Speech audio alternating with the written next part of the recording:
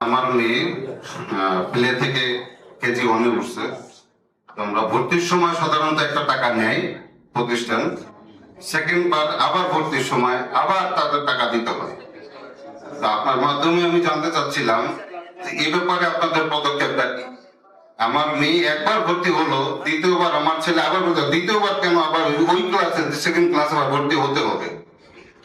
কারণ আমরা যে চাকরি করি আমাদের প্রতি বছর আমাদের সংসার চালানোর পরে এই টাকাটা আমাদের কাছে অবশিষ্ট থাকে না। তো আমাদের জন্য কি হয়, ঋণ করতে হয়, নাহলে আর কারো কাছে ধার করতে হয়। এ ব্যাপারে আপনারা কি পদক্ষেপ নেবেন ইনশাআল্লাহ এটা একটু জানাবেন। প্রাইভেট স্কুলের অ্যানুয়াল ফি, অ্যাডমিশন ফি প্রত্যেক বছর, এই কথাটা আমি প্রায় জায়গায় শুনি, বুঝছেন? তাতে বোঝা যায় যে এটার এটার বাইটিং ইফেক্টটা অনেক বেশি।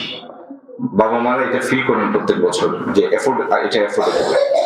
এটার উত্তরটা আমার কাছে এই মুহূর্তে নাই, বাট উত্তরটা আমি খুঁজবো যারা আমাদের শিক্ষাক্ষেত্রে কাজ করেন তাদের সাথে। স্কুলকে যদি আপনি বলেন যে তুমি অ্যানুয়াল ফিটা তুলে দাও, এখন দেখা যায় প্রাইভেট স্কুলের অ্যানুয়াল ফি দিয়ে ওরা ৩-৪ মাসের বেতন চলে আসে, ৩-৪ মাসের স্কুল চালানোর খরচ চলে আসে এই অ্যানুয়াল ফি দিয়ে। কারণ অ্যানুয়াল ফিটা হচ্ছে ৪ মাস ৬ মাসের বেতনের সমান।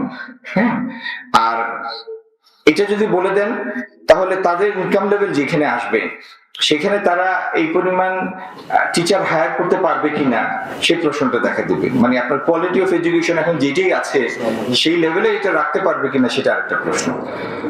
গরিব দেশে অনেক ধরনের সমস্যা থাকে। এখানে ওই যে বলে না যে সব ওষুধের জন্য খালি প্যারাসিটামল খাওয়ানো যায় না, এখানেও খুব ইজি সলিউশন কোনোটার নেই।